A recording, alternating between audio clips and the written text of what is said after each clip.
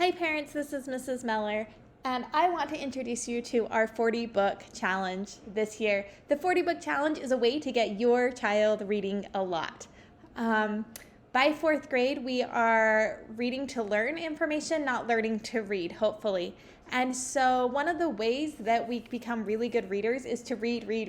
And one of the ways we fall in love with reading is to do more of it, to practice more. If you want to become good at something, you practice. And so the 40 book challenge is designed to do just that. There are about 40 weeks in the school year, so it is about a book a week. So this is something that you want to get started on right away. This is not something you want to leave till the end of the school year.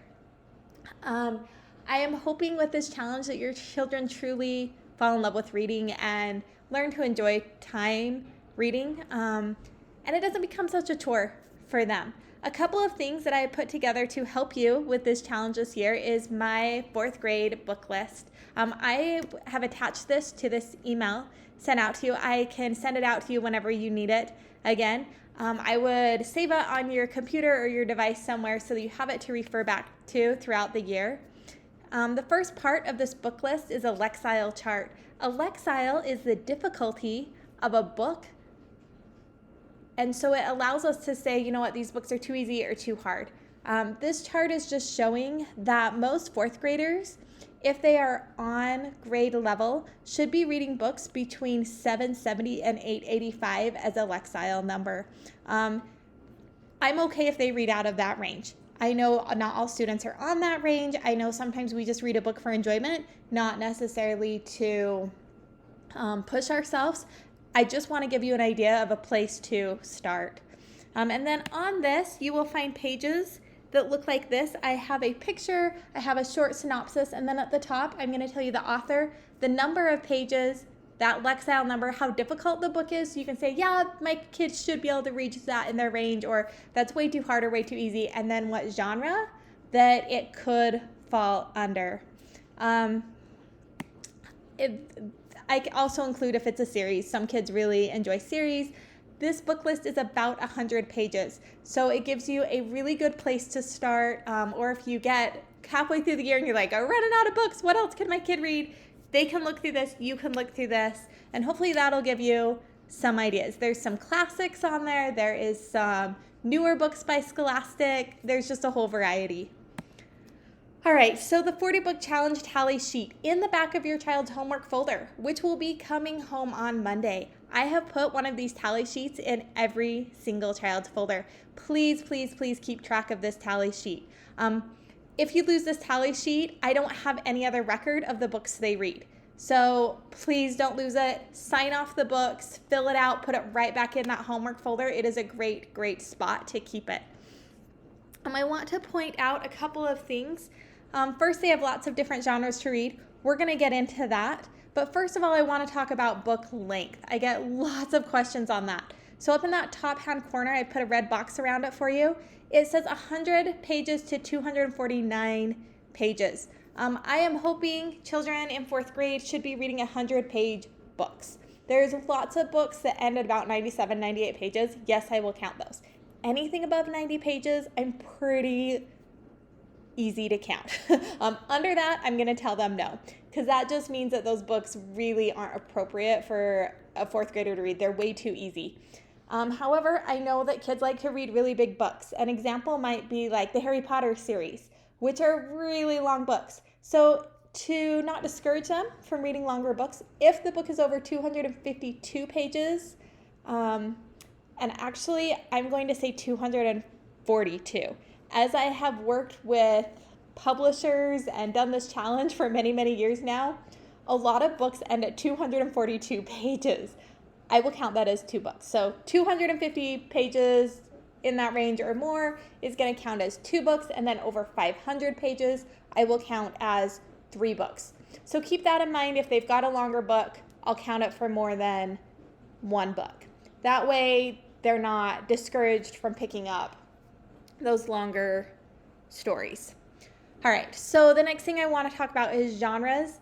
I have lots of different genres I want them to read. I want them to become familiar with lots of different books. Sometimes we find our favorite books as we kind of get pushed and stretched out of the genres that we're used to reading. So there's fiction, there's fantasy, there's mystery, there's nonfiction, there's historical fiction, there's poetry. There's going to be a little bit of everything on this challenge. Once a category is full, they cannot read any more books in that category to count toward their challenge.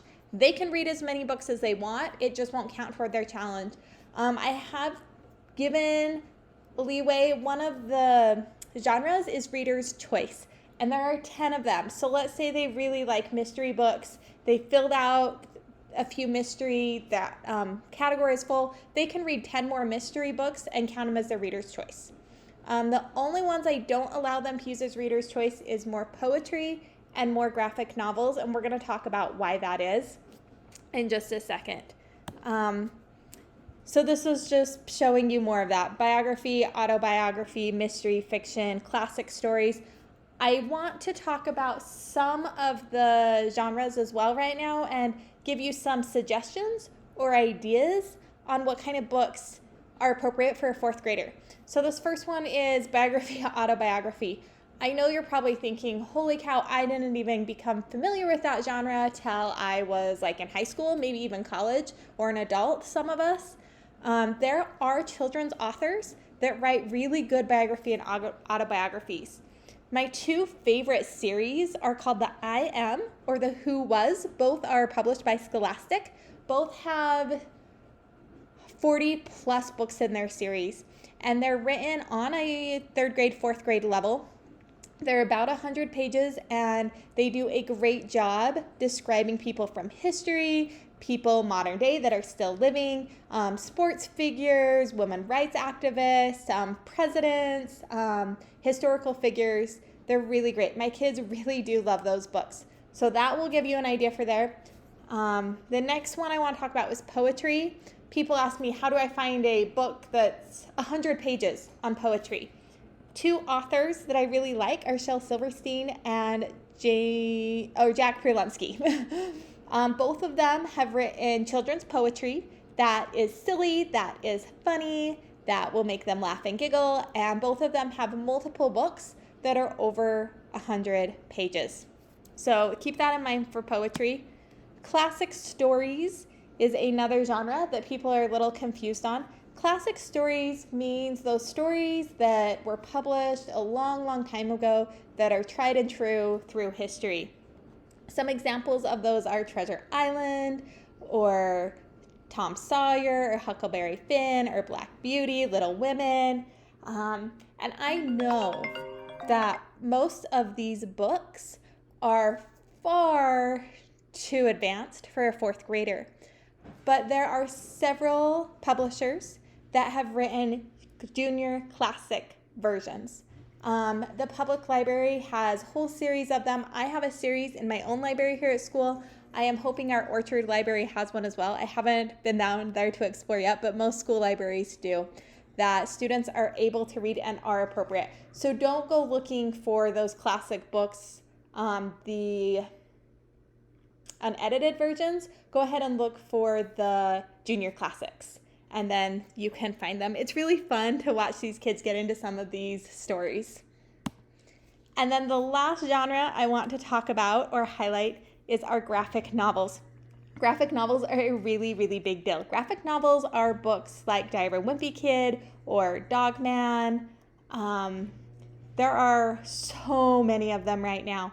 They have more pictures than words. Any kind of comic book is going to be a graphic novel. I don't want to discourage children from reading them, but they tend not to have great character development or great plot development. They don't use the vocabulary that some of the other literature does.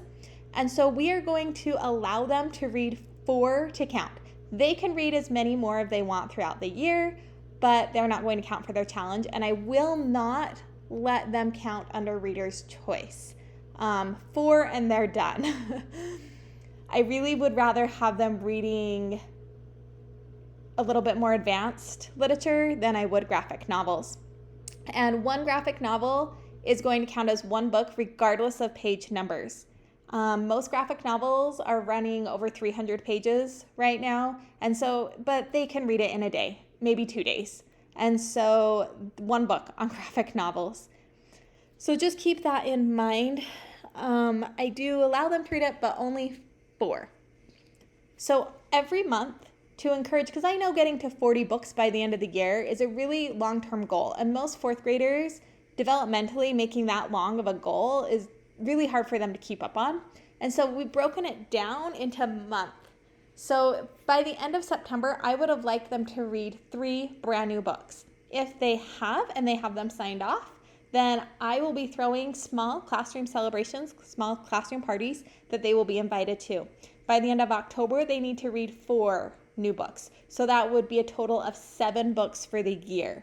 So it would be new books, not just adding 1, but adding 4 new books. And then each month after that, and then May to finish the whole challenge. I know if you add those up, it doesn't quite get to 40. There are a few months where they will have to read maybe 5 books or 6 books, but usually we get them all there by May. So this just breaks it down to bite-sized pieces. Some of the parties I have thrown in the past have been cardboard box parties where they get to create and build with cardboard boxes.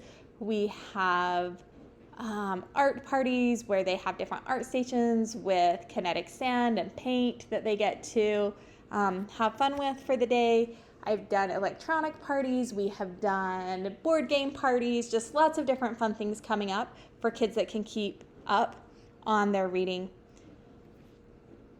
If you have questions about that, let me know. So some places to find books, because I definitely don't want you buying 40 books. That's expensive and not what I want. Please, please, please check out your public library.